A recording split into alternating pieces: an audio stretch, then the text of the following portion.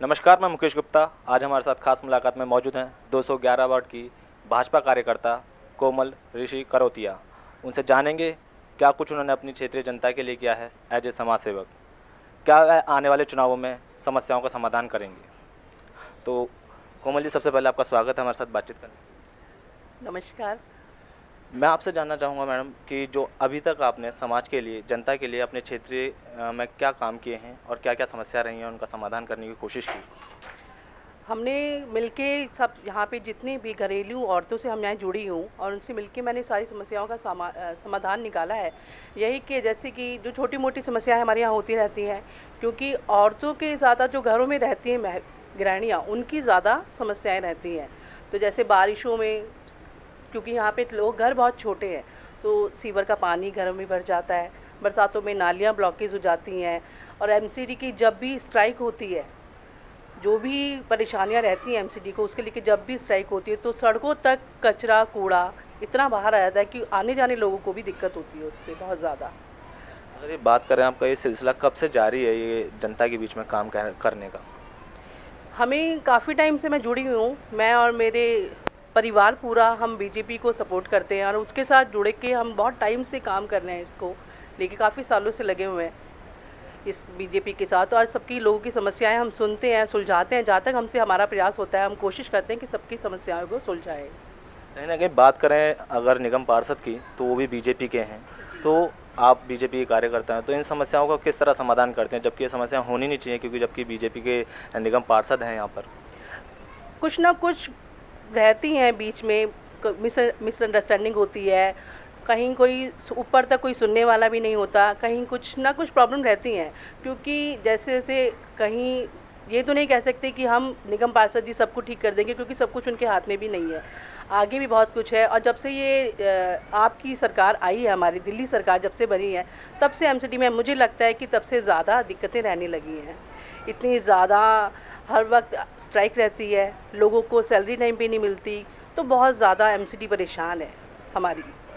अगर बात करें 211 वार्ड की, अगर जो पुराने टिकट काटने की बात कही है प्रदेश अध्यक्ष ने, अगर आपको मौका देती है पार्टी, तो आप किन मुद्दों के साथ जनता के बीच में जाएंगे। वैसे तो जो भी हमारे राष्ट्रीय अध्यक्ष जी ने फैसला लिया है, हम उसको सपोर्ट करते हैं। और शायद कुछ अच्छा सोच के ही उन्होंने हमारे बारे में सोचा हो, क्योंकि युवा पीढ़ी को मौका मिलना चाहिए।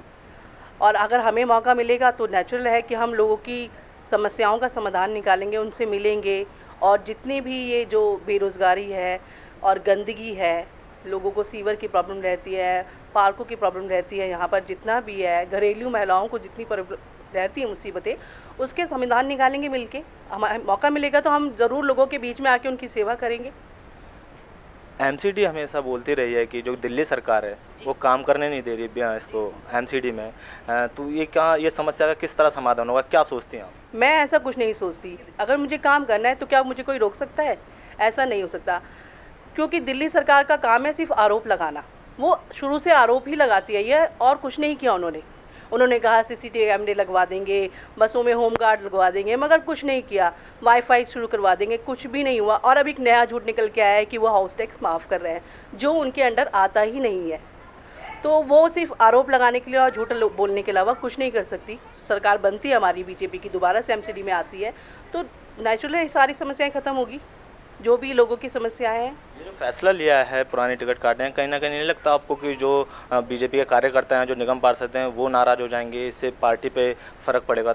नहीं नहीं, बीजेपी के जितने भी कार्यकर्ता हैं, चाहे नए हैं चाहे पुराने हैं, नाराज़ कोई भी नहीं होता बीजेपी से कभी भी। और बीजेपी सबका ध्यान रखती है, यही इसकी क्वालिटी भी है और ख़ासियत है कि हम भी बीजेपी से जुड़े हुए हैं, कि वो बीजेपी कभी किसी को नाराज़ नहीं करती और वो सबका ध्यान रखती है। नयों को मौका देगी तो नए भी जुड़ेंगे। इसीलिए ऐसा कुछ नहीं कि बीजेपी से कोई नाराज़ है या वो किसी के साथ नाइंसाफ़ी कर रही है, ऐसा कभी नहीं होता। वो सबका ध्यान रखती है। धन्यवाद जो आपने इतना टाइम दिया हमें बात करने के लिए। अब आपसे हम जानना चाहेंगे क्षेत्रीय जनता के लिए क्या कहना चाहेंगी, अगर आपको क्षेत्रीय जनता के लिए मौका दिया जाए पार्टी की तरफ से। मुझे बस यही कहना है, हमारे क्षेत्र के जितने भी हमारे भाई बंधु हैं, सबको यही कहना चाहूँगी कि अगर मुझे मौका मिलता है, यहाँ से टिकट मिलता है और मैं अगर उनके बीच में आती हूँ और मुझे देती है, तो मैं उसका बस यही उन्हें बताना चाहूँगी कि मैं पूरा उनका सपोर्ट, जो भी उनकी समस्याएं हैं उनका समाधान करने का, उनके बीच में जाके मैं पूरा उनका सहयोग करूँगी, जितना मुझसे हो सकेगा उतना।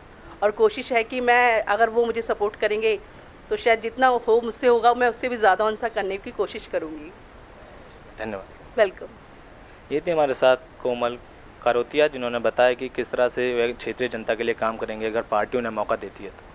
फिर मिलेंगे एक नए व्यक्ति के साथ, उनसे भी जानेंगे क्या कुछ करना है उनके अपनी क्षेत्रीय जनता के लिए।